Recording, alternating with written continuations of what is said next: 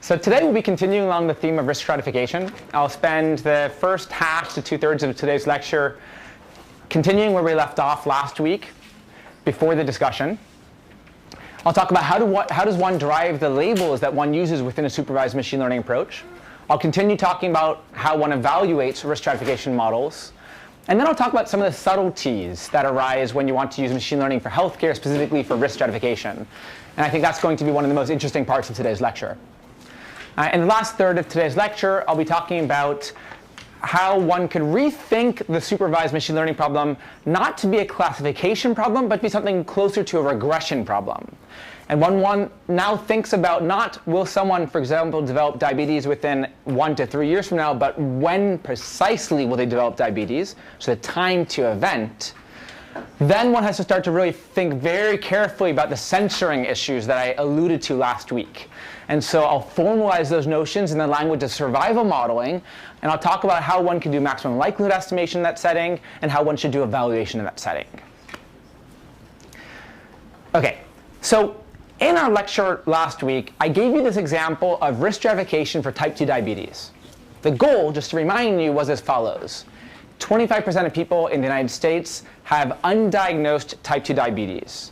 If we could take health insurance claims data that's available for everyone who has health insurance and use that to predict who in the near term, next 1 to 3 years, is likely to be newly diagnosed with type 2 diabetes, then we could use that to risk stratify patient population. We could use that then to figure out who's most at risk, do interventions for those patients to try to get them diagnosed and get them started on treatment if relevant.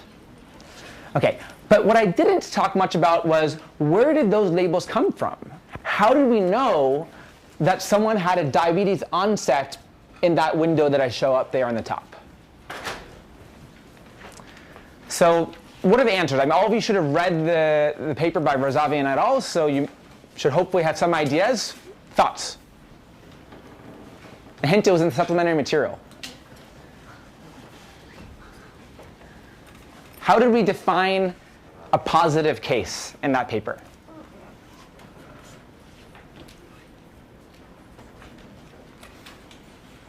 Yep. Drugs that were on? Drugs that were on. Okay, yeah. So, for example, metformin, glucose, sorry, insulin. I think they didn't put metformin actually. Metformin is a tricky case because metformin is often used for alternative indications. But there are many medications, such as insulin, which are used pretty exclusively for treating diabetes. And so you can look to see, does a patient have a record of taking one of these diabetic medications in that window that we're using to define the outcome? If you see a record of a medication, you might conjecture this patient probably has diabetes. But what about if they don't have any medication listed in that time window? What could you conclude then? Any ideas? Yeah? If you look at the HbA1c value and you know the normal range, and if you see that frequently it's above like 7.5 or 7. So you're giving me an alternative approach, not looking at medications, but looking at laboratory test results. Look at their HbA1c results, which measures approximately an average of 3-month glucose values. And if that's out of range, then they're diabetic. And that's, in fact, usually used as a definition of diabetes. But that didn't answer my original question. Why is just looking at diabetic medications not enough? Some of the diabetic medications can be used to treat other conditions. Sometimes there's ambiguity in diabetic medications, but we sort of dealt with that already by trying to choose an unambiguous set. What are other reasons? Starting with the medicine and the onset of diabetes could be temporarily extended, like they do not have this. Oh, that's a really interesting point. Not the one I was thinking about, but I like it. Which is that a patient might have been diagnosed with type 2 diabetes, but they, for whatever reason, in that communication between provider and patient, they decided we're not going to start treatment yet. Right? So they might not yet be on treatment for diabetes, yet the whole healthcare system might be very well aware that the patient is diabetic, in which case doing any of these interventions for that patient might be irrelevant. Yep, another reason. So a lot of people are just not diagnosed with diabetes, so they have it. So one label means that they have diabetes, and the other label is a combination of people who have and who have who don't have diabetes? So the point was, often you just might not be diagnosed for diabetes. That, unfortunately, is not something that we're going to be able to solve here. It is an issue, but we have no solution for it. No, rather, there's a different point that I want to get at, which is that this data has biases in it. So even if a patient is on a diabetes medication, for whatever reason, maybe they are paying cash for those medications. If they're paying cash for those medications, then there's not going to be any record for the patient taking those medications in the health insurance claims, right? Because the health insurer didn't have to pay for it.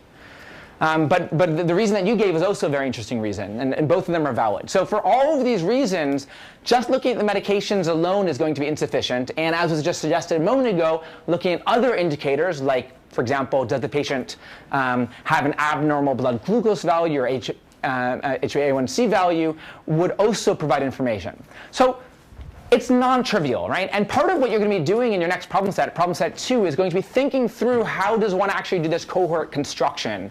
Not just what is your inclusion-exclusion criteria, but also how do you really derive those labels from that data set. Now, traditionally, the traditional answer to this has 2 steps to it. Step 1 is to actually manually label some patients. So you take a few hundred patients and you go through their data. You actually look at their data and decide, is this patient diabetic or are they not diabetic? And the reason why you have to do that is because often what you might think of as obvious, like, oh, if they're on diabetes medication, they're diabetic, has flaws to it. And until you really dig down and look at the data, you might not recognize that that criteria has a flaw in it. So that chart review is really an essential part of this process. Then the second step is how do you generalize to get that label now for everyone in your population? And again, there are usually 2 different types of approaches. The first approach is to come up with some simple rule to try to then extrapolate to everyone. For example, if they have a diabetes medication or an abnormal lab test result, that would be an example of a rule. And then you could then apply that to everyone. But even those rules can be really tricky to derive. And I'll show you some examples of them in just a moment. And as we know, right, machine learning is sometimes good as an alternative for coming up with rules. So there's often now a second approach that's being more and more commonly used in the literature, which is to actually use machine learning itself to derive the labels. And this is a bit subtle, right? Because it's machine learning for machine learning. So I want to break that down for 1 second. When you're trying to derive the labels, what you want to know is not at time t what's going to happen at time t plus w and onwards. That's the original machine learning task that we set out to solve. But rather, given everything you know about the patient, including the future data, is this patient newly diagnosed with diabetes in that window that I show in black there, between t plus w and onward? Okay?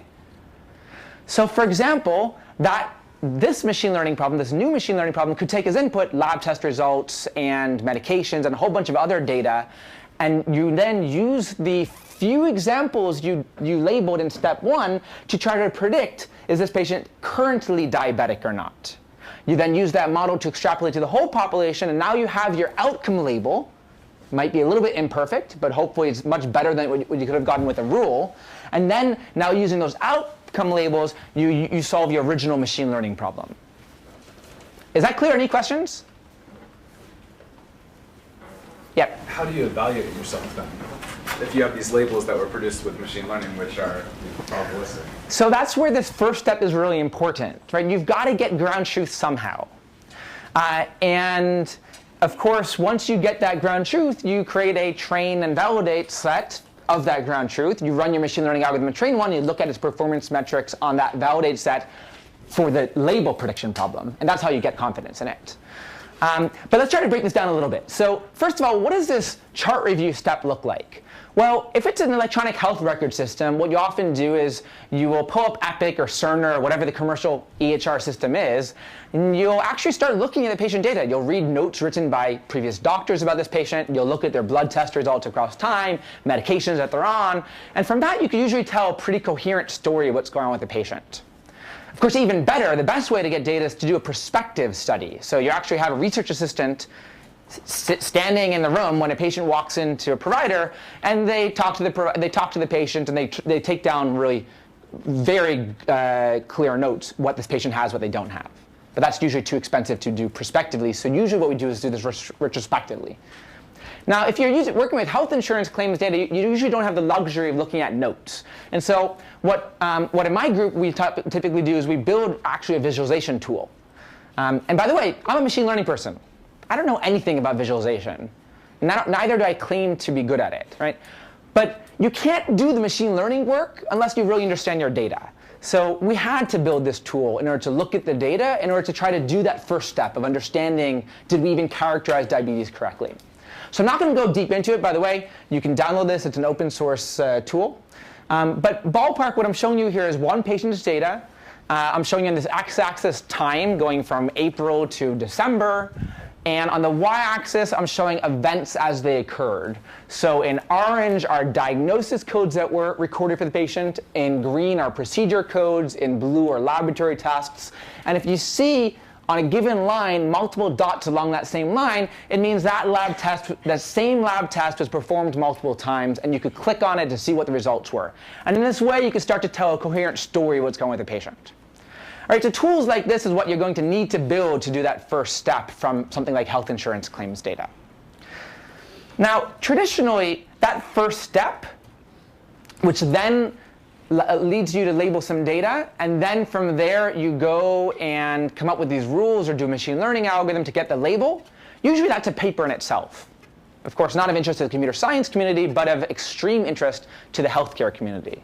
So usually there's a first paper, academic paper, which evaluates this process for deriving the label, and then there are much later papers which talk about what you could do with that label, such as the machine learning problem we originally set out to solve. So let's look at an example of one of those rules. Here is a rule to derive from health insurance claims data whether a patient has type 2 diabetes. Now, this isn't quite the same one that we used in that paper, but it gets the idea across. First, you look to see, does the patient have a diagnosis code for type 1 diabetes?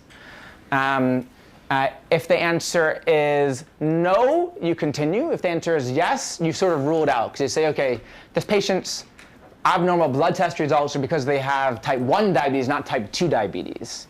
Type 1 diabetes usually is what you could think of as juvenile diabetes. It's diagnosed much earlier. And there's different mechanism behind it. Then you look at other things. OK, is there a diagnosis code for type 2 diabetes somewhere in the patient's data? If so, you go to the right and you look to see, is there a medication, an RX, for type 1 diabetes in the data? If the answer is no, you continue down this way. If the answer is yes, you go to this way. A yes of a type 1 diabetes medication doesn't alone rule out the patient, because maybe the same medications are used for type 1 as for type 2. So there's some other things you need to do there. Right? You can see that this starts to really quickly become complicated. And these manual-based approaches end up having pretty bad positive, so they're designed usually to have pretty high positive predictive value, but they end up having pretty bad recall, and that they don't end up finding all of the patients. And that's really why the machine learning-based approaches end up being very important for this type of problem. Now, this is just one example of what I call phenotype. I call this a phenotype. That's just what the literature calls it. It's a phenotype for type 2 diabetes. And it's the same, the word phenotype in this context is exactly the same thing as the label. Yep? What is abnormal? For example, if the HA1C result is 6.5 or higher, you might say the patient has diabetes. Okay, so this is a lab result, not a medical. Correct, yeah. Thanks. Other questions? The phenotype, which part exactly is the phenotype? Like the whole thing? The whole thing, yeah. So the construction where you say, you follow this decision tree and you get to a conclusion which is case, which means yes, they're type 2 diabetic. And if ever you don't reach this point, then the answer is no, they're not type 2 diabetic. That's what I mean by, so that labeling is what we're calling the phenotype of type 2 diabetes. Now you'll find later in the semester, Pete will use the word phenotype to mean something else. It's an overloaded term, but this is what it's called in this context as well. Now, here's an example of a website. It's from the PhiKB project, where you will find tens to close to 100 of these phenotypes that have been arduously created for a whole range of different conditions. Okay, so if you go to this website and you click on any one of these conditions, like appendicitis, autism, cataracts, you'll see a different diagram of the sort I just showed you. Right? So this is a real thing. This is something that the medical community really needs to do in order to try to derive the label that we can then use in our machine learning task. Right? Just curious, is the lab value not the ground truth? Like, if somebody has diabetes, then you must have like abnormal lab values, or and if they have been diagnosed, then they must have. Well, so for example, you might have an abnormal glucose value for a variety of reasons. One reason is because you might have what's called gestational diabetes, which is diabetes that's induced due to pregnancy. But those patients typically, well, although it's a predictive factor, they don't always have long-term type 2 diabetes. So even the laboratory test alone it doesn't tell the whole story. You could be diagnosed without having abnormal lab values. That's much less common here. Yeah, the story will change in the future because there will be a whole range of new diagnosis techniques that might use new modalities like gene expression, for example. But typically today the answer is yes to that. Yep. So if these are made by doctors, does that mean for every single disease there's one definitive phenotype? These are usually made by health outcomes researchers, which usually have clinicians on their team. But the type of people who often work on these often come from the field of epidemiology, for example. And so what was your question again? Like, is there just one phenotype for every single disease? Is there one phenotype for every different disease? In the ideal world, you'd have at least one phenotype for every single disease that could possibly exist. Now, of course, you might be interested in different aspects of it. Like, you might be interested in not knowing just does the patient have autism, but where they are in their autism spectrum. You might not be interested in knowing just do they have it now, but you also might want to know when did they get it. So there's a lot of subtleties that could go into this. But building these up is really slow, and validating them to make sure that they're going to work across multiple data sets is really challenging and usually is a negative result. And so it's been a very slow process to do this manually, which has led me and many others to start thinking about the machine learning approaches for how to do it automatically. Just as a follow-up, is there any cases where there's like 5 autism phenotypes, for example, or multiple competing ones? Yes, so there are often many different such rule-based systems that give you conflicting results. Yes, that happens all the time. Yep. Can these rule-based systems provide an estimate of when the condition was onset? Right, so that's getting at one of the subtleties I just mentioned. Can these tell you when the onset happened? They're not typically designed to do that, but one could come up with one to do it. And so one way to try to do that is you change those rules to have a time period associated to it. And then you can imagine applying those rules in a sliding window to the patient data to see when is the first time that it triggers. And that would be one way to try to get a sense of when onset was. But there's a lot of subtleties to that too. So I'm going to move on now. I just want to give you some sense of what that deriving the labels ends up looking like. Let's now turn to evaluation.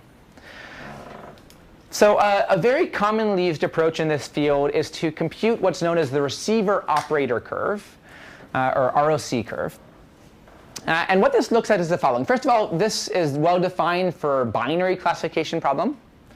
For a binary classification problem, when you're using a model that outputs, let's say, a probability or some continuous value, then you could use that continuous valued prediction. If you wanted to make a prediction, usually threshold it, right? So you say if it's greater than 0.5, it's a prediction of 1. If it's less than 0.5, prediction of 0. But here we might be interested in not just what minimizes, let's say, 0-1 loss, but you might also be interested in trading off, let's say, false positives for false negatives.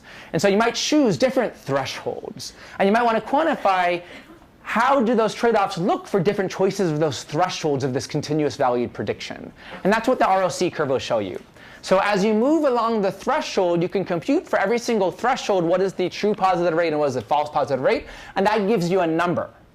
And you try all possible thresholds, that gives you a curve. And then you could compare compare curves from different machine learning algorithms.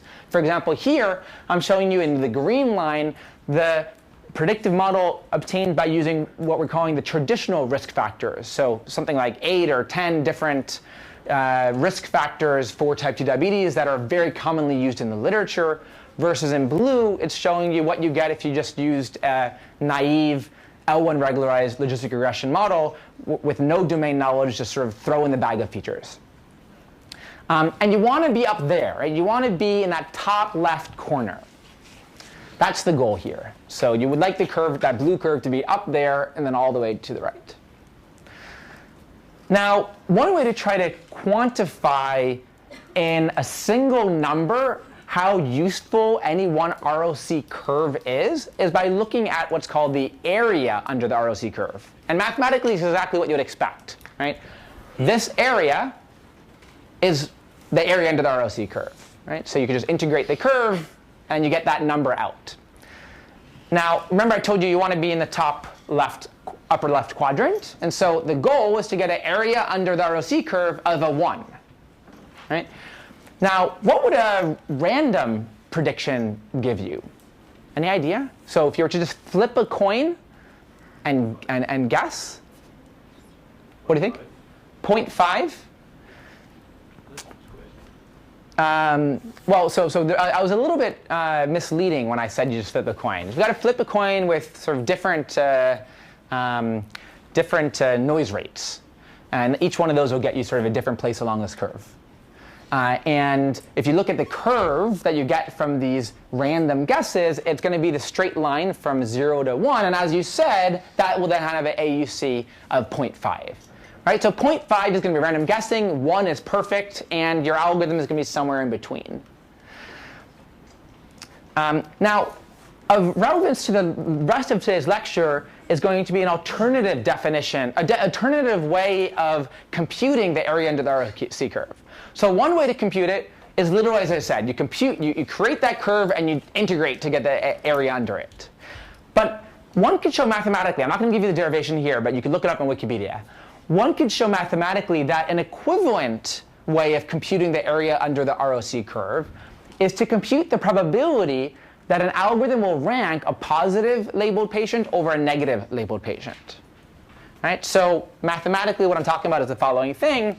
You're going to sum over pairs of patients where I'm going to call X1 is a patient with label Y1 equals 1, and X2 is a patient with label Y, actually I'll call it, with label X2 equals 1. So these are two different patients. I think I'm going to rewrite it like this. Xi and Xj, just for generality's sakes. All right, so we're going to sum this up over all choices of xi, for all choices of I and j, such that yi and yj have different labels. So that should say yj equals 0. And then you're going to look at what you want to happen. Like suppose that you were using a linear model here. So your prediction is given to you by, let's say, w dot x 0, xj. What you want is that this should be smaller than w dot xi. Okay? So the jth data point, remember, was the one that got the 0th label, and the ith data point is the one that got the 1 label. So we want the score of the label that should have been, of the data point that should have been 1 to be higher than the score of the data point which should have gotten the label 0. And you just count up, this is an indicator function, you just count up how many of those were correctly ordered. And then you're just going to normalize by the total number of comparisons that you do. Right? And it turns out that that is exactly equal to the area under the ROC curve. And it really makes clear that this is a notion that really cares about ranking. Are you getting the ranking of patients correct? Right? Are you ranking the ones who should have been given 1 higher than the ones that should have gotten the label 0? Importantly, this whole measure is actually invariant to the label imbalance. So you might have a very imbalanced data set, but the sort of if you were to resample with now making it a balanced data set, your AUC of your predictive model wouldn't change. And that's a nice property to have when it comes to evaluating settings where you might have artificially created a balanced data set for computational concerns, even though the true setting is imbalanced. There, at least, you know that the numbers are going to be the same in both settings. On the other hand, it also has lots of disadvantages, because often you don't care about the performance of the whole entire curve. often you care about particular parts along the curve. So for example, in last week's lecture, I argued that really what we often care about is just the positive predictive value for a particular threshold. And we want that to be as high as possible for as few people as possible. Like find the 100 most risky people and look at what fraction of them actually developed type 2 diabetes. And in that setting, what you're really looking at is this part of the curve. And so it turns out there are generalizations of area under the curve that focus on parts of the curve, and that goes by the name of partial AUC. For example, if you just integrated from 0 up to, let's say, 0.1 of the curve, then that would be you could still get a number to compare two different curves, but it's sort of focusing on the area of the curve that's actually relevant for your predictive purposes, for your task at hand. So that's all I want to say about receiver operator characteristic curves. Any questions? Yep. Could you talk about more about what the drawbacks were of using this? Like, is the class imbalance then always a positive? So the thing is, when you want to use this approach, depending on how you're using the predictive, you might not be able to tolerate a 0.8 false positive rate. So in some sense, what's going on in this part of the curve might be completely irrelevant for your task. And so one of the algorithms, so one of these curves, might look like it's doing really, really well over here and pretty poorly over here. But if you're looking at the full area under the ROC curve, you won't notice that. And so that's one of the big problems. Yep. And how does this, like, when would you use this versus like a precision recall? Yeah, so a lot of the community is also interested in precision recall curves, and precision recall curves, as opposed to receiver operator curves, have the property that they are not invariant to class imbalance, which in many settings is of interest because it'll allow you to capture these types of quantities. I'm not going to go into depth about sort of reasons for one or the other, but that's something that you could read up about. And I encourage you to post to Piazza about it, and we can have a discussion on Piazza. So the last evaluation quantity that I want to talk about is known as calibration. And calibration, as I've defined it here, has to do with binary classification problems. Now, before you dig into this figure, which I'll explain in a moment, let me just give you the gist of what I mean by calibration. Suppose your model outputs a probability. Okay, so you do logistic regression. You get a probability out. And your model says for these 10 patients that their likelihood of dying in the next 48 hours is 0.7. Right? Suppose that's what your model output. If you were on the receiving end of that result, so you heard that number, 0.7, what should you expect about those 10 people? What fraction of them should actually die in the next 48 hours? Everyone could scream out loud. So seven of them, 7 of the 10, you would expect to die in the next 48 hours if the probability for all of them that was output was 0.7. Right? That's what I mean by calibration. Right? So if on the other hand what you found was that only 1 of them died, then it would be a very weird number that you're outputting, right? And so the reason why this notion of calibration, which I'll define formally in a second, is so important is when you're outputting a probability and when you don't really know how that probability is going to be used, right? If you had some task loss in mind and you knew that all that mattered was the actual prediction, right? 1 or 0, then that would be fine. But often predictions in machine learning are used in a much more subtle way. Like, for example, often your doctor might have more information than your computer has. And so often they might want to take the result that your computer predicts and weigh that against other evidence. Or in some settings, it's not just weighing by other evidence. Maybe it's also about making a decision, and that decision might take into consideration a utility of, for example, a patient preference for suffering versus getting a treatment that could have big adverse consequences. And that's something that Pete is going to talk about much more later in this semester, I think, how to formalize that notion. But at this point, I just want to sort of get out the point that the probabilities themselves could be important, and having the probabilities be meaningful is something that one can now quantify. So how do we quantify it? Well, one way to try to quantify it is to create the following plot. Actually, I'll call it a histogram. So on the x-axis is the predicted probability.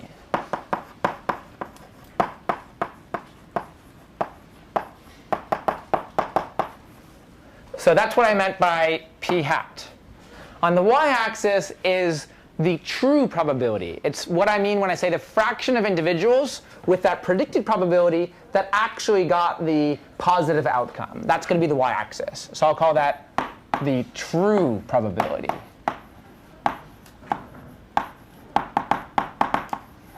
And what we would like to see is that this is a line, a straight line, meaning these two should always be equal. And in the example I gave, remember I said that there were a bunch of people with 0.7 probability predicted, but for whom only 1 out of them actually got the positive event. So that would have been something like over here, right? Whereas you would have expected it to be over there. So you might ask, how do I create such a plot from finite data? Well, a common way to do so is to bin your data. So you'll create intervals. So this bin is the bin from 0 to 0.1. This bin is the bin from 0.1 to 0.2, and so on. And then you look to see, OK, how many people for whom the predicted probability was between 0 and 0.1 actually died? And you'll get a number out. And now here's where I can go to this plot. That's exactly what I'm showing you here. So for now, ignore the bar charts in the bottom and just look at the line. Let's focus on just the green line. Here I'm showing you several different models. For now, just focus on the green line. So the green line, by the way, notice it looks pretty good. It's almost a straight line. So how did I compute it? Well, first of all, notice the number of ticks are 1, 2, 3, 4, 5, 6, 7, 8, 9, 10. OK, so there are 10 points along this line, and each of those corresponds to one of these bins. So the first point is the 0 to 0.1 bin. The second point is the 0.1 to 0.2 bin, and so on. All right, so that's how I computed this. The next thing you'll notice is that I have confidence intervals. And the reason I compute these confidence intervals is because sometimes you just might not have that much data in one of these bins, right? So for example, suppose your algorithm almost never said that someone has a predicted probability of 0.99. Then you're not going to have until you get a ton of data, you're not going to know what fraction of those individuals actually went on to develop the event.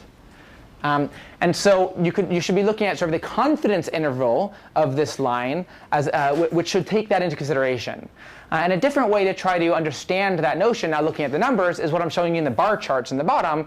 On the bar charts, I'm showing you the number of individuals, or the fraction of individuals who actually got that predicted probability. So now let's start comparing the lines. So the blue line shown here is a machine learning algorithm which is predicting infection in the emergency room. So this is a slightly different problem than the diabetes one we looked at earlier. And it's using a bag of words model from clinical text. The red line is using just chief complaint. So it's using one piece of structured data that you get at one point in time in the ER. So it's using very little information.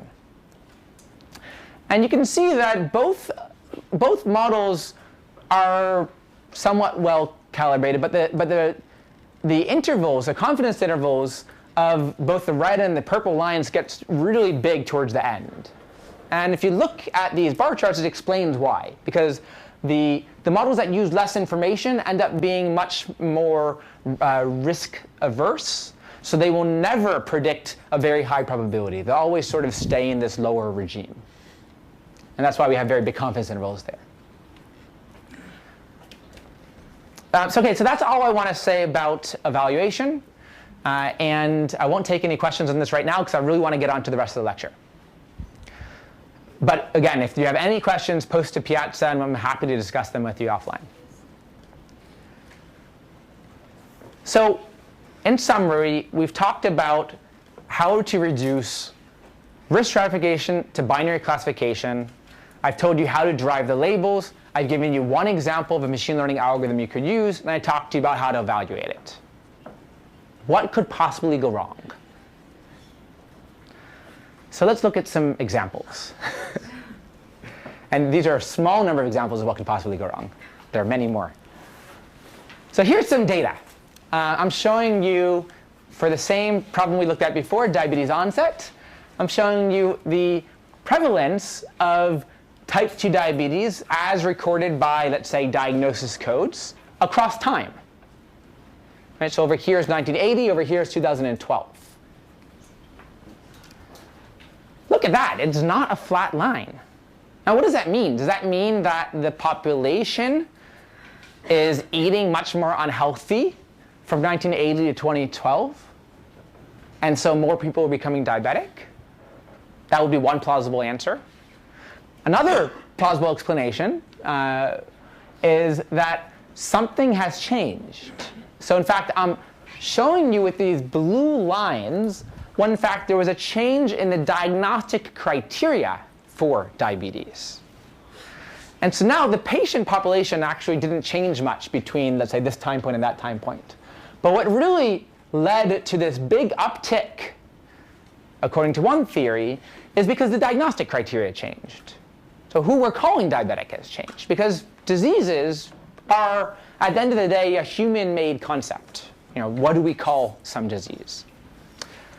And so the data is changing, as you see here. Let me show you another example. Oh, by the way, and so the consequence of that is that automatically derived labels, for example, if you use one of those phenotyping algorithms I showed you earlier, the rules, what the label is derived for over here might be very different from the label that's derived from over here, particularly if it's using data such as diagnosis codes that have changed in meaning over the years. So that's one consequence. There'll be other consequences I'll tell you about later.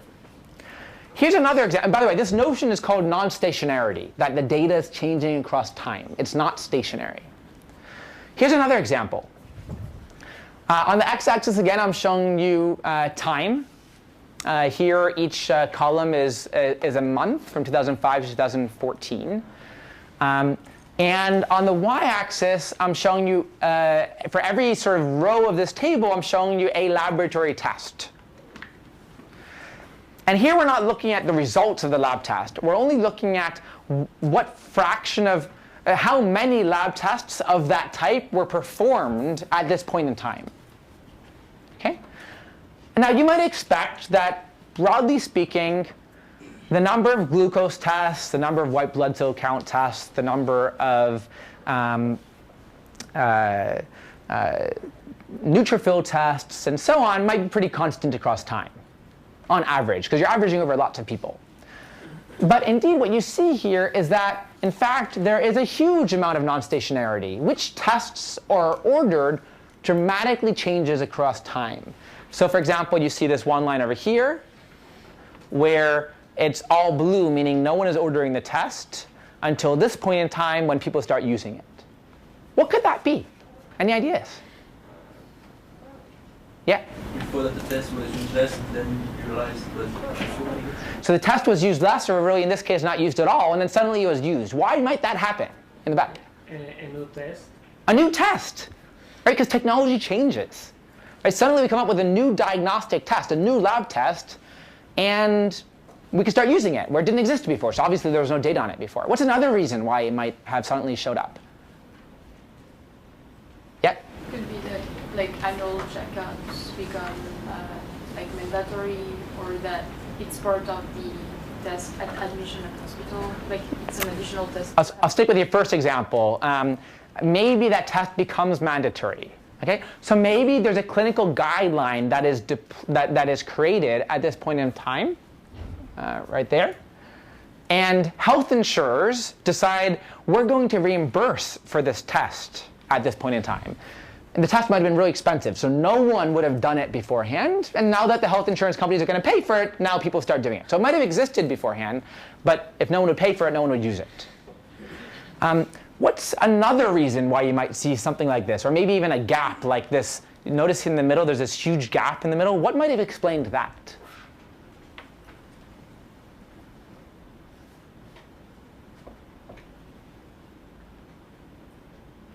changed it. Hold on. Yep, over here. Maybe your patient population is mostly of a certain age and coverage for something changes once your age crosses the threshold. Yeah, so one explanation, I think it's not plausible in this data set, but it is plausible for some data sets, is that maybe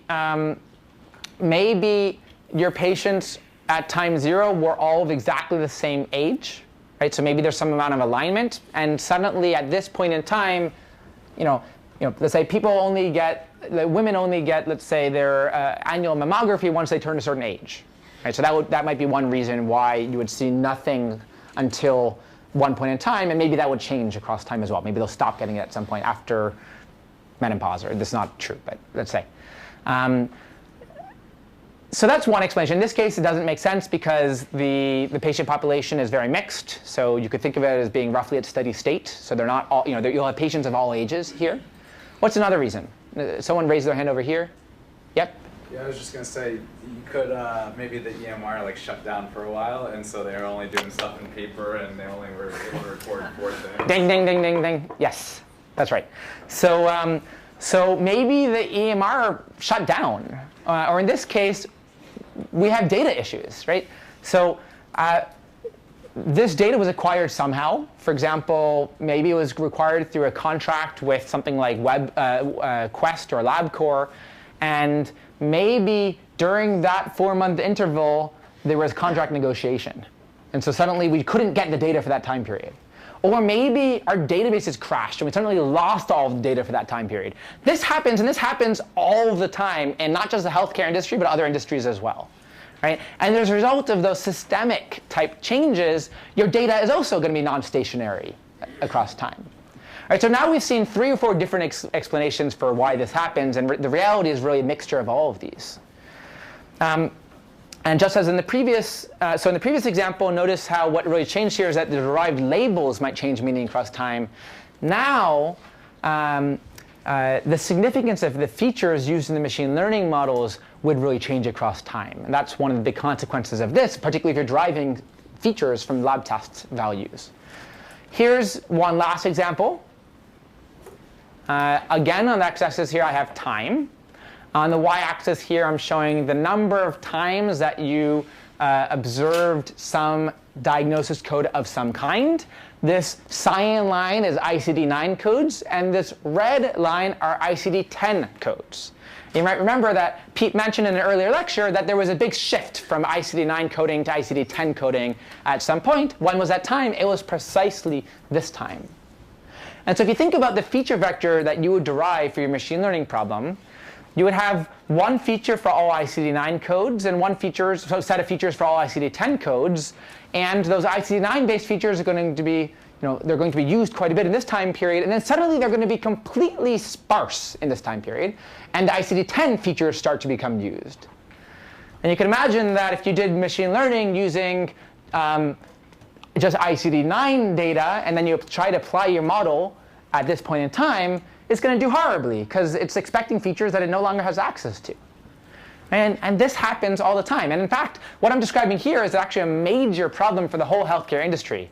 For the next 5 years, everyone is going to grapple with this problem because they want to use their historical data for machine learning, but their historical data is very different from their recent data. So now, in the face of all of this non-stationarity that I just described, did we do anything wrong in the diabetes risk stratification problem that I told you about earlier? Thoughts? What did I make? That was my paper, by the way. Did I make an error? Thoughts?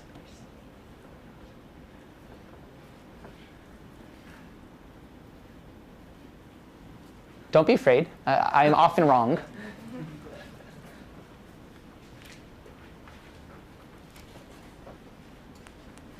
I'm just asking specifically about the way I evaluated the models. Yeah? It's not an error, but one thing, like if I was a doctor, that I would like to see is the sensitivity to like the inclusion criteria. If I remove like the HbA1c, for instance, that like most people may have compared to having either RX or BIs, then like kind of evaluating the performance. So understanding the robustness to changing the data a bit is something that would be of a lot of interest. I agree. But that's not immediately suggested by the non-stationarity results. I want something that's suggested by non-stationary results. Our TA in the front row has an idea. Yeah, let's hear it. The train and test distributions were drawn from the same or the train and test sets were drawn from the same distribution. So in the way that we did our evaluation there, we said, okay, we're going to set it up such that at January 1st, 2009, we're predicting what's going to happen in the following 3 years. Okay? And we segmented our patient population into train, validate, and test, but at all times using that same setup, January 1st, 2009, as the prediction time. Now, we learned this model, and it's now 2018. And we want to apply this model today. And I computed an area under the ROC curve. I computed positive predictive values using that retrospective data. And I handed those off to my partners. And they might hope that those numbers are reflective of what their models would do today.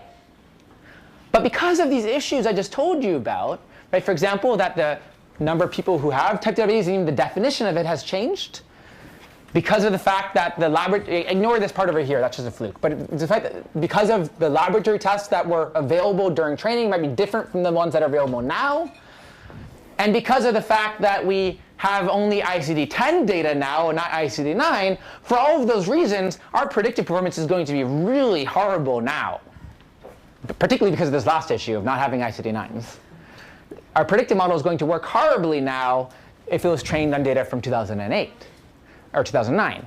And so we would have never, ever even recognized that if we used the evaluation setup that we had done there. So I wrote that paper when I was young and naive. I'm a little bit more gray-haired now.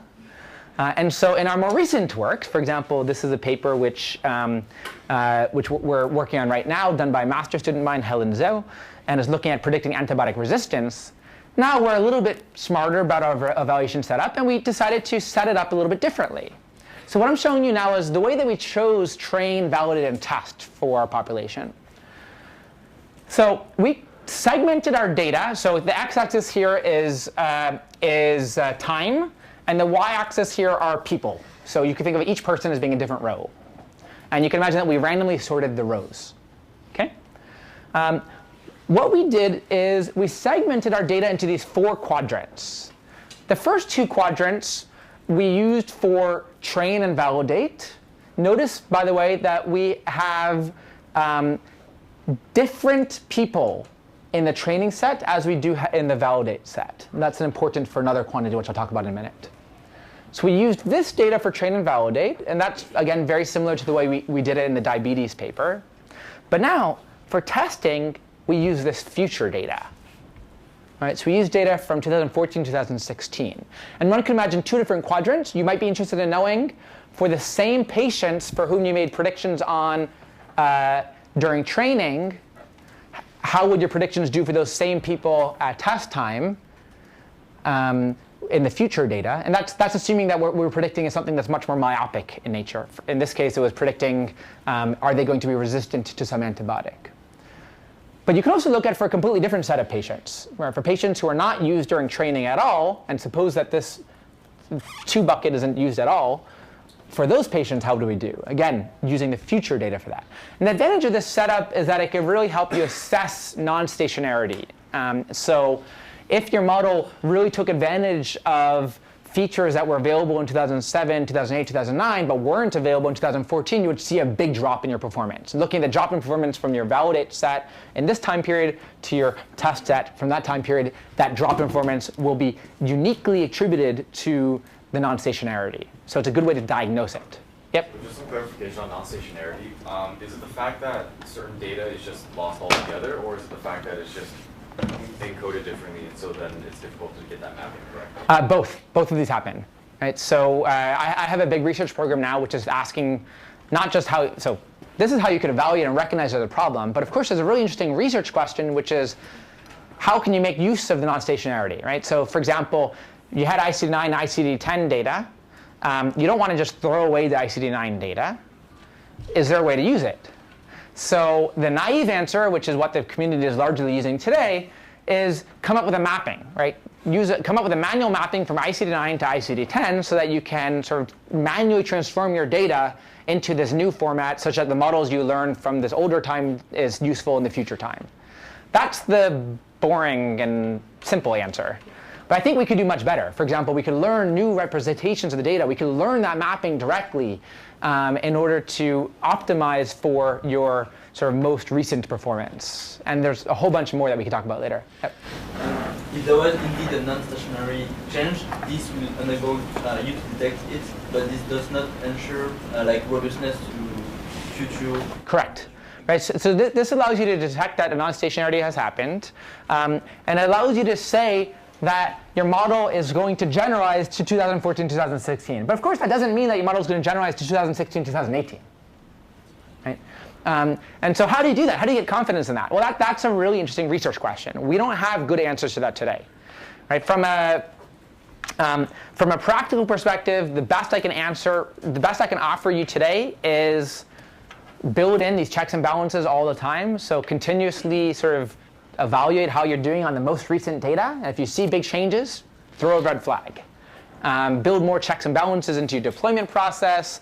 If you see a bunch of patients who are getting predicted probabilities of 1, and in the past you never predicted probability 1, that might tell you something. Then much later in the semester, we'll talk about robust machine learning approaches, for example, approaches that have been designed to be robust against adversaries. And those type of approaches as well will allow you to be much more robust to particular types of dataset shift, of which non-stationarity is one example. But it's a big open research field. Yep. So just to make sure we understand correct, theoretically, if you could map everything from the old dataset to the new dataset, like the encodings, would it still be okay, like the results you get on the future dataset? If you could do a perfect mapping and it's one-to-one and the distributions of those things also didn't change, then yeah. Really what you need to assess is there dataset shift? Is your training distribution after mapping the same as your testing distribution? And the answer is yes, you're all good. If you're not, you're in trouble. Yep. What's the difference between like the test set and the train set here? What's the difference between 1 and 3? So 1 is using data only from 2007 to 2013. 3 is using data only from 2014 to 2016. But if, in the case, like, if like the outcome you care about happened in like 2007, 2013, then that observation would be wouldn't be useful. Yeah, so for the diabetes problem, there's also just inclusion-exclusion criteria that you have to deal with. For what I'm showing you here, I'm talking about a setting where you might be making multiple predictions for patients across time. So it's a much more myopic prediction task. But one can come up with an analogy to this for the diabetes setting. Like, for example, just hold out half of the patients at random, and then for your training set, use data up to 2009 and evaluate on data only up to 2013. And for your test set, pretend as if it was January 1st, 2013, and look at performance up to 2017. And so that would be, you're changing your prediction time to use more recent data. So the next subtlety is, it's a name that I put onto it. This isn't a standard name. This is what I'm calling intervention-tainted outcomes. OK, and so the example here came from your reading for today.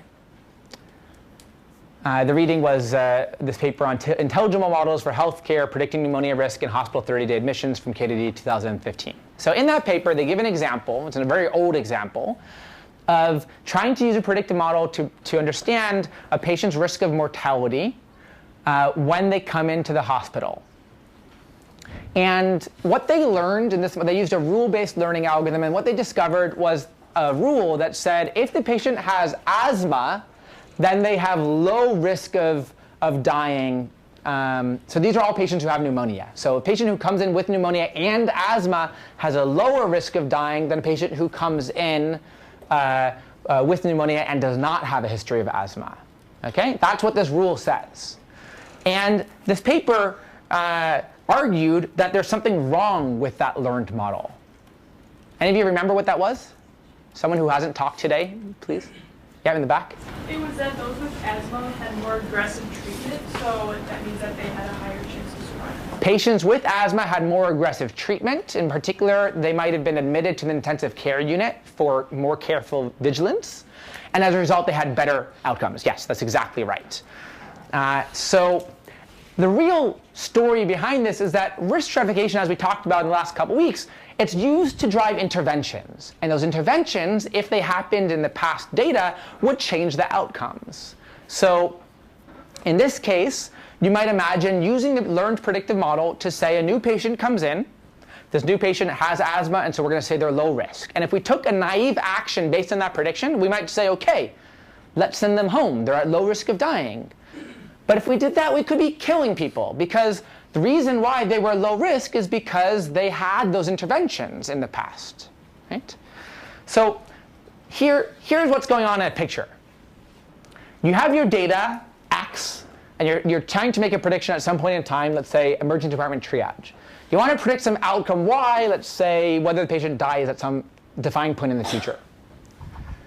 Now, the challenge is that, as stated in the machine learning task that you saw there, all you had access to was X and Y, the covariates, the features, and the outcome. And so you're predicting Y from X, but you're marginalizing over everything that happens in between, in this case, the treatment. So the good outcomes, people surviving, might have been due to what's going on in between, but what's going on in between is not even observed in the data necessarily. So how do we address this problem? Well, the first thing I want you to think about is, can we even recognize that this is a problem?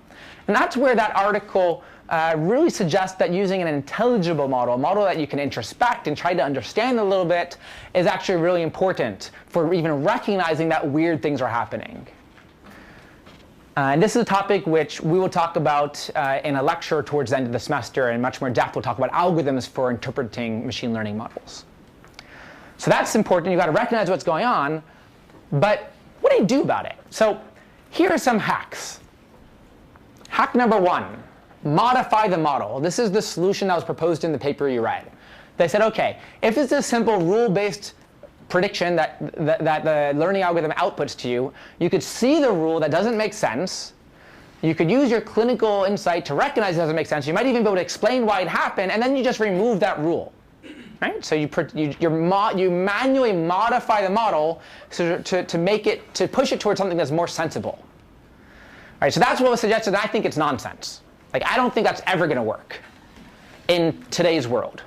Right? In today's world of high-dimensional models, there's always going to be surrogates which are somehow picked up by your learning algorithm that you will not even recognize, and it'll be really hard to modify it in the way that you want. Maybe it's impossible using this simple approach. By the way, another interesting research question. How do you actually make this work in a high-dimensional setting? But for now, let's say we don't know how to do it in a high-dimensional setting. So what are your other choices? Hack number 2 is to redefine the outcome altogether, to change what you're predicting. So for example, if you go back to this picture, and instead of trying to predict Y, death, if you could try to find some surrogate for the thing you care about, which is pre-treatment, and you predict that thing instead, then you'll be back in business. And so, for example, in one of the optional readings for, or actually, I think in the second required reading for today's class, it was a paper about risk stratification for sepsis, which is often caused by infection.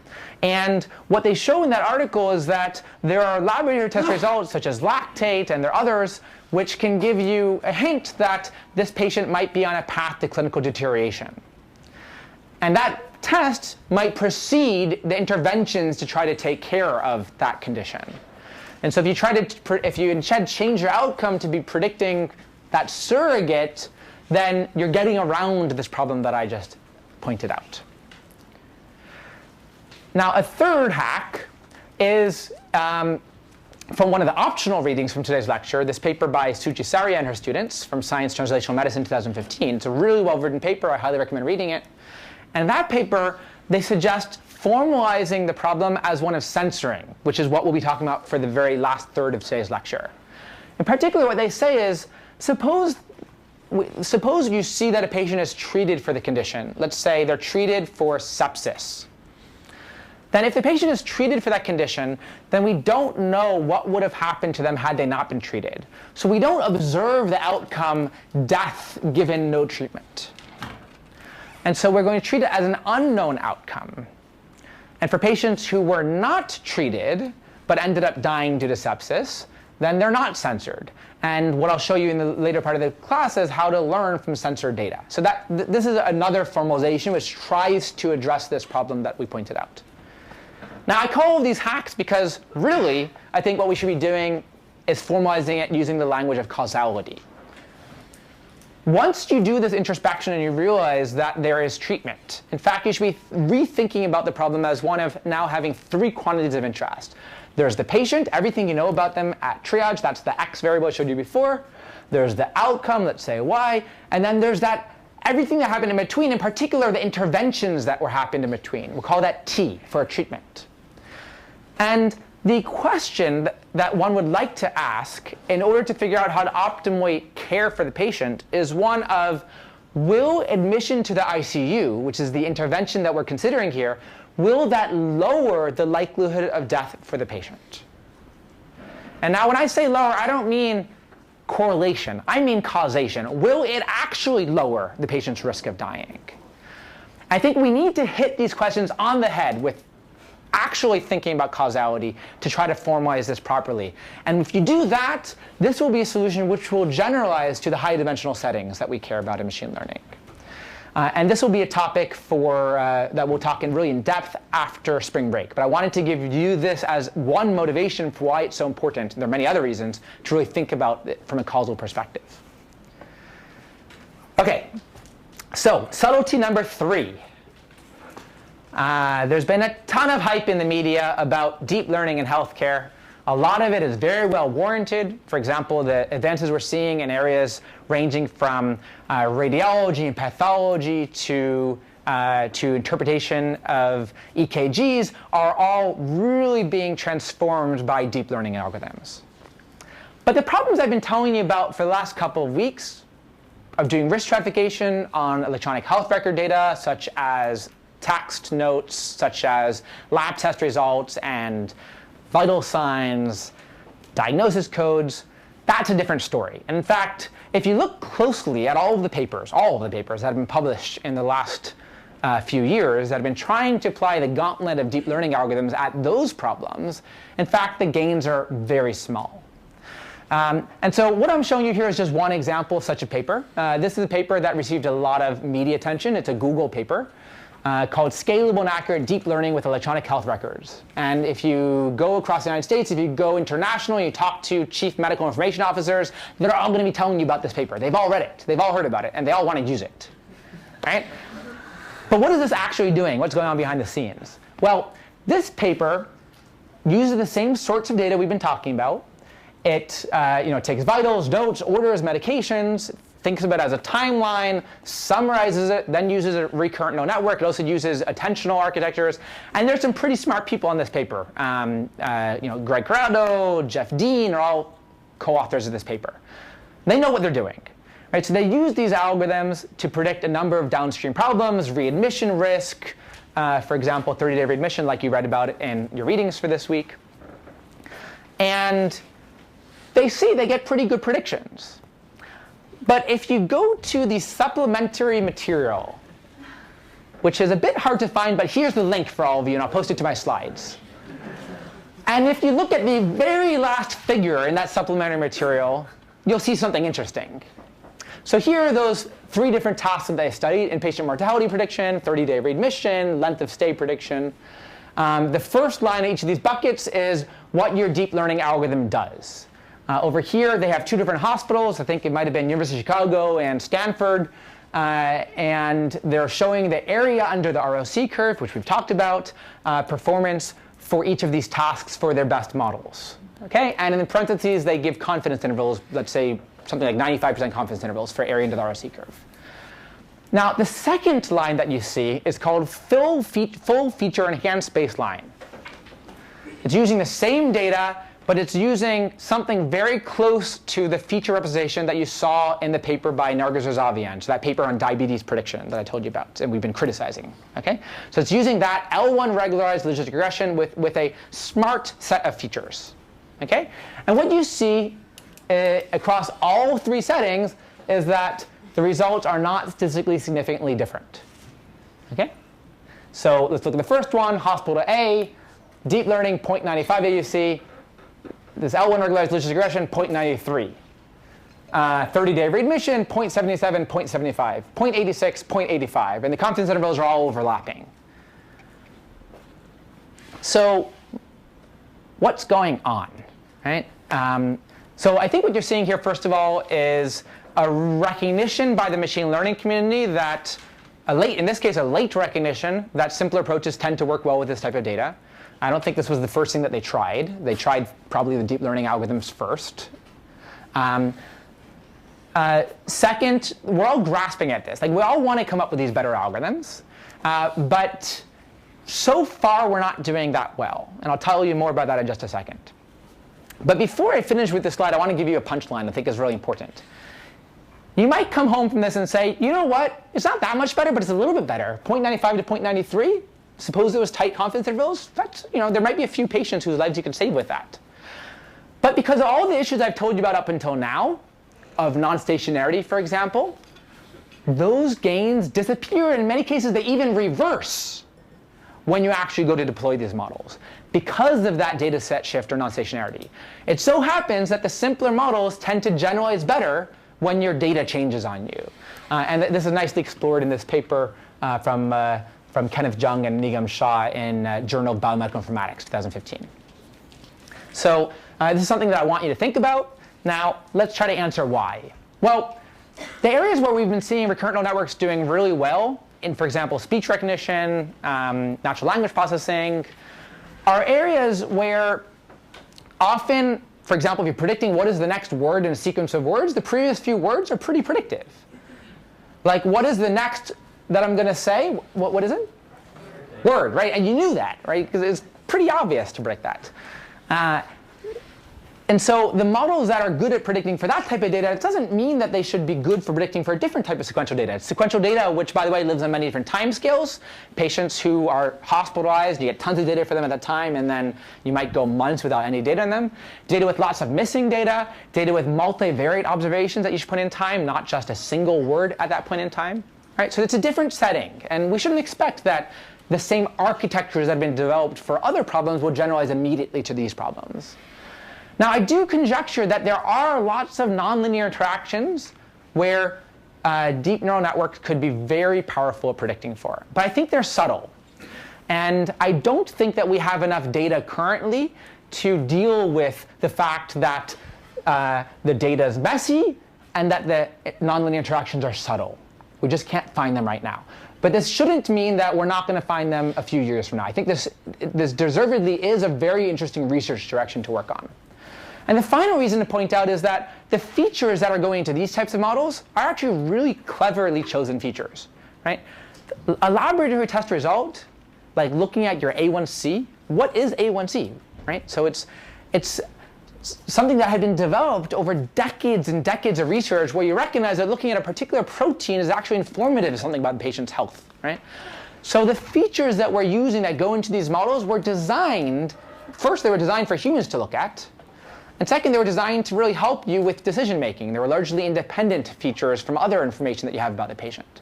And all of those are reasons, really, I think, why we're observing these subtleties.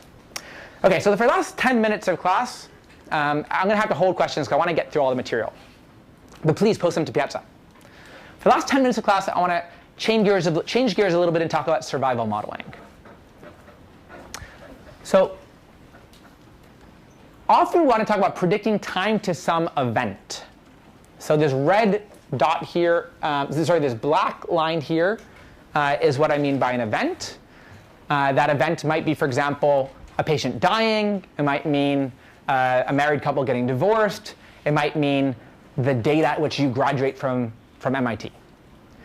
And the red dots here denote censored events. So for whatever reason, we don't have data on this patient, patient S3, after time step 4. They were censored. So we do know that the event didn't occur prior to time step 4, but we don't know if and when it's going to occur after time step 4 because we have missing data there. All right, so this is what I mean by right censored data. So you might ask, why not just use classification, like binary classification, in this setting, right? So, and that's exactly what we did earlier. We thought about formalizing the diabetes risk stratification problem as looking to see what happens years 1 to 3 after the time of prediction. Right? That was with a gap of 1 year. And there are a couple of reasons why that's perhaps not what you really wanted to do.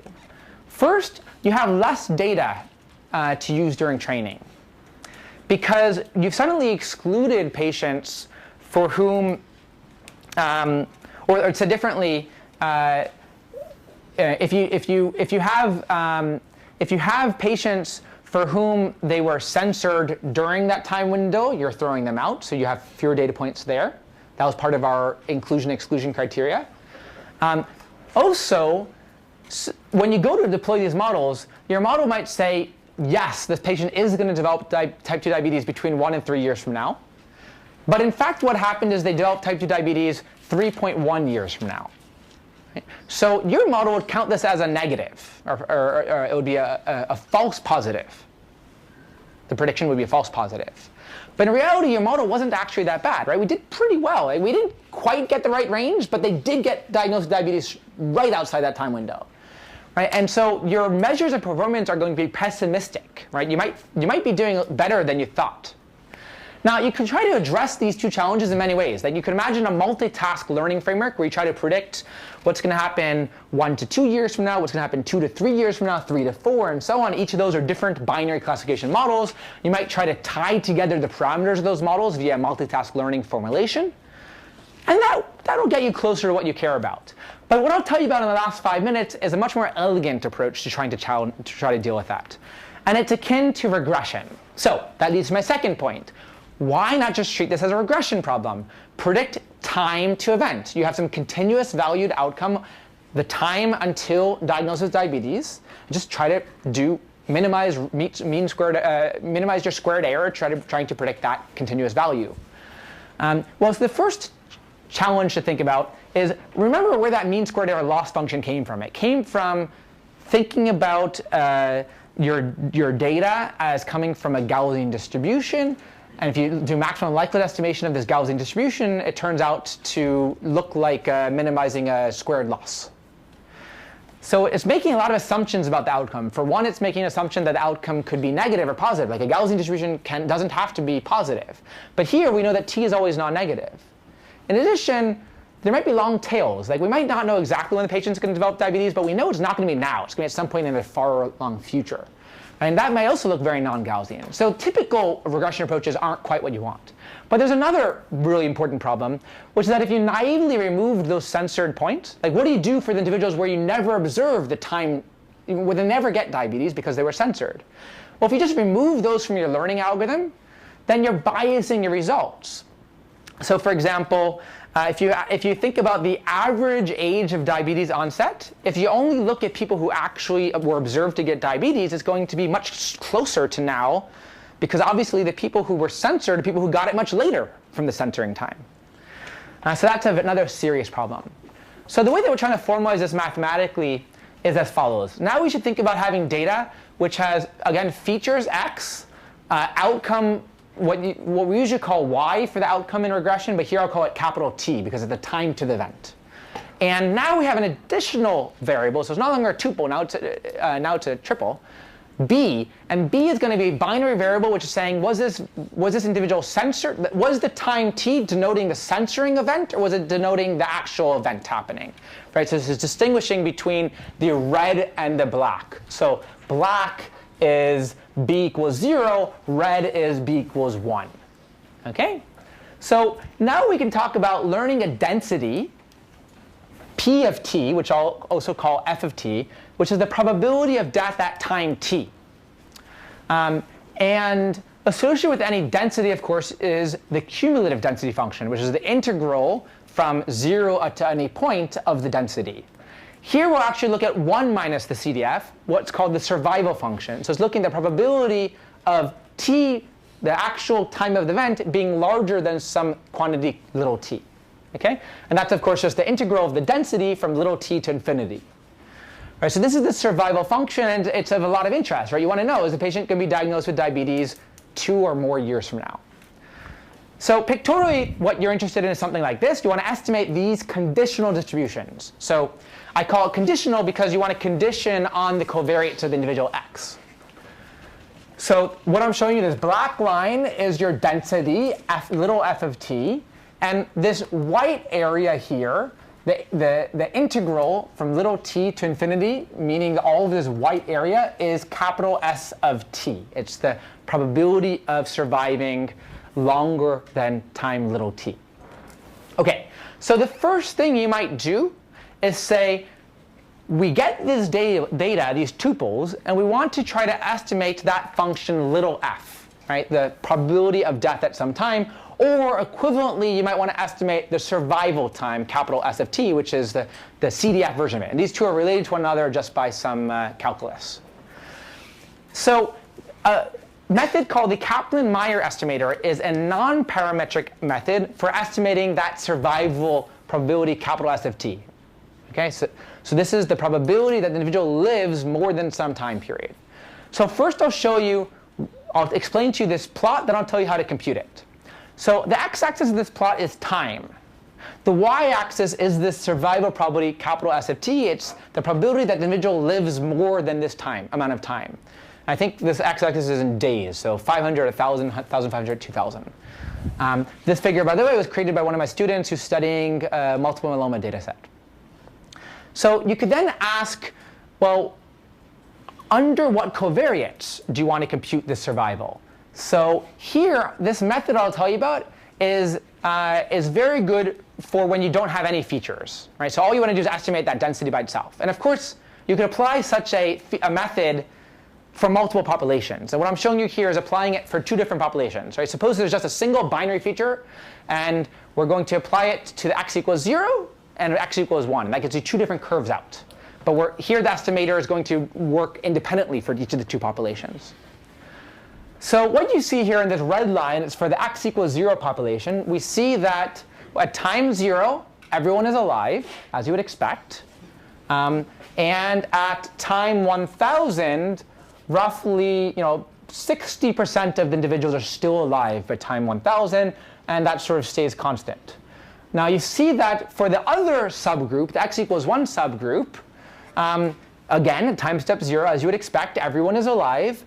But they survive much longer. At time step 1,000, over 75% of them are still alive. And of course, of interest here is also confidence bounds. I'm not going to tell you how I computed that, but it's in some of the optional readings. And by the way, there are more optional readings given on the bottom of these slides. And so you see that there is statistically significant difference between x equals 1 and x equals 0. These people seem to be surviving longer than these people. And that you get that immediately from this curve. So how do we compute that? Well, we take those observed times, those capital T's, and here I'm going to call them just y. I'm going to sort them. So these are sorted times, and I'm looking at, I don't care whether they were censored or not censored. Okay, so y is just all of the times for all of the patients, whether they were censored or not. Dk I want you to think about as 1. It's the number of events that occurred at that time. Right? So if everyone had a unique time of censoring or death, then dk is always 1. K is indexing one of these things. N of k is the number of individuals alive and uncensored by the kth time point. Then what this estimator says is that S of t, so the estimator at any point in time, is given to you by the product over k such that y of k is less than or equal to t, so it's going over these observed times up to little t, of 1 minus the ratio of 1 over, so I'm thinking about dk as 1 over the number of people who are alive and uncensored by that time. And that has a very intuitive definition. And one can prove that this estimator gives you a consistent estimate of the number of people who are alive, the number of the survival probability at any one point in time for sensor data, and that's critical. This works for sensor data. I'm past time today, so I'll finish the last few slides on Tuesday's lecture. So that's all for today. Thanks.